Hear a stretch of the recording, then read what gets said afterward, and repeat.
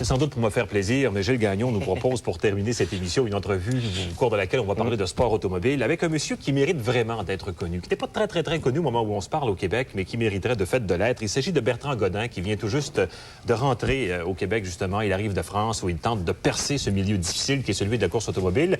Bertrand Godin est à ma droite, Gilles Gagnon à ma gauche. Ouais. Messieurs, on vous écoute. Alors bonjour Bertrand. Les gars. Oui, c'est ça. Alors Bertrand, c'est un spécialiste. Vous savez qu'en course automobile, il y a toutes sortes d'échelons.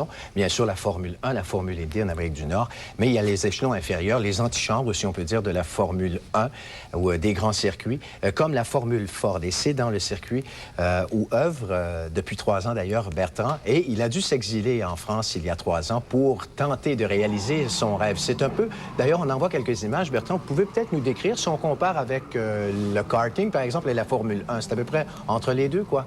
Oui, bon, c'est la première étape quand on veut graduer en Formule 1. Donc, la Formule Ford, c'est une formule qui est très compétitive parce qu'il y a beaucoup de gens qui peuvent en faire.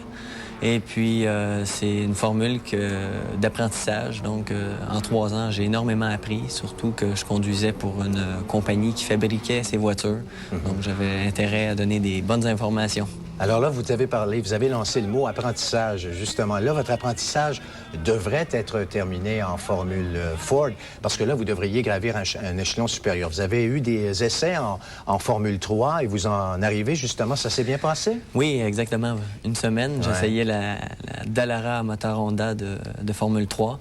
Et puis, ça a été vraiment fantastique parce que c'est une formule qui a beaucoup d'assistance aérodynamique, donc ça colle énormément à la chaussée. Et puis, beaucoup plus de puissance aussi parce que la voiture fait 180 chevaux comparativement aux 135 chevaux de la Formule Ford. Ouais. Donc, au niveau apprentissage, là aussi, c'est bon parce qu'il y a de l'acquisition de données, donc beaucoup d'électronique. Et là aussi, quand même, c'est une discipline propre à elle et je dois l'apprendre. Donc, vous devez... Oui, allez, Michel. En chevaux, c'est difficile à évaluer. En kilomètre-heure, ça veut dire combien, là? En kilomètre-heure, la Formule 3 atteint aux alentours de 255 km/h. Ce qui n'est pas trop mal, oui, merci. Bien là, on parle de l'obstacle principal qui se pose parce que là, vous dites que vous aimeriez arriver en Formule 3. Le problème, c'est que vous n'êtes pas certain d'y être. On était satisfait de vos performances à ces essais-là, sauf que on vous demande de l'argent. Et c'est toujours le sempiternel problème pour les coureurs québécois. Oui, c'est sûr, c'est un gros problème, mais aujourd'hui, c'est différent du hockey où les recruteurs regardent et puis ils disent « Ah, lui, il est bon, on va le prendre » et puis on lui offre un salaire. En course automobile, c'est différent parce que là, on nous dit « Bon, t'es bon, mais il faut que tu nous amènes un certain montant. » Mais je suis quand même en bonne confiance de pouvoir faire de la Formule 3 parce que la passion a toujours raison. Ben oui, parce que cette passion-là, il faut quand même qu'elle se manifeste encore. Ça fait 3 ans que vous vivez quand même assez frugalement en France. Semble-t-il que vous vous rendez à vos courses en métro, ouais, bon. en pleine banlieue. Disons que j'utilise l'autobus et puis bon, j'ai des bonnes relations avec l'ingénieur et puis donc jusqu'à maintenant, j'allais avec lui aux courses et c'est sûr que j'ai pas d'auto là-bas. Mais c'est pas grave, au moins je peux faire la course automobile. Donc vous investissez tout dans votre rêve. Mais il y a des problèmes aussi. On parle du talent, vous l'avez. Ça, il n'y a pas de problème. Il y en a d'autres Québécois qui l'ont. L'argent, vous tentez de le trouver, vous êtes à la recherche d'une autre commandite. Et le nom, c'est aussi très important. Est-ce que vous pensez que il y a, pour les Québécois, Gilles Villeneuve, dans le fond, a tracé les premiers sillons. Il les a aidés, mais en même temps, il leur rend un peu nuit?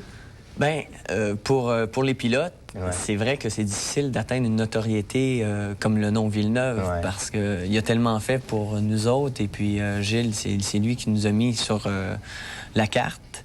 Et puis, donc, les gens s'en souviennent. Et donc, je dois faire mon chemin. Et puis, dans le fond, je trouve que c'est bien comme ça. Là, vous êtes rendu, vous allez avoir 27 ans dans 2 jours. Maintenant, ça fait un bout de temps que vous investissez du temps et s'il n'est pas certain que vous allez parvenir à traverser tous les obstacles. Est-ce que vous doutez à l'occasion, quelquefois? Bien, de douter.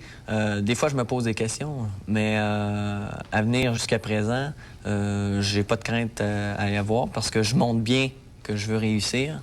Et puis, les gens, aujourd'hui, si j'ai eu de l'aide pour réussir à faire mes 3 saisons et que beaucoup de gens se sont investis, eh bien, c'est parce que j'y crois et d'autres personnes y croient. Et à chaque année, il y a de plus en plus de monde qui y croit, donc il n'y a pas de raison que j'y arrive pas. Ce qui n'est pas tellement rassurant dans ce que vous racontez, c'est que c'est pas nécessairement le meilleur pilote qui obtient un volant, c'est celui qui réussit à se vendre le mieux, à apporter le plus d'argent. Eh bien, c'est ça.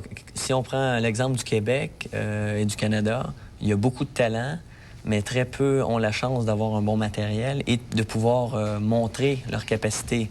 Autrement dit, c'est plus facile de faire... J'ai beaucoup de respect pour ceux qui font de la course à pied parce que d'être le meilleur en course à pied est sûrement plus difficile que d'être le meilleur en Formule 1. Il y en a plus qui font de la course à pied. Oui, c'est moins dispendieux de toute façon. Bertrand Godin, merci beaucoup. Merci. On vous souhaite bonne chance. Oui, On souhaite bonne que chance, les gens qui Bertrand. sont à l'écoute ce matin auront peut-être un petit gousset de côté, je sais pas. Hein? Peut-être faire un chèque, trouver un commanditaire quelconque, ce serait une bonne chose. Les gens de Saint-Hyacinthe, du bon monde, du bon monde. On va s'arrêter, on fait une courte pause, on vous revient dans quelques instants avec le mot de la fin. À tout de suite.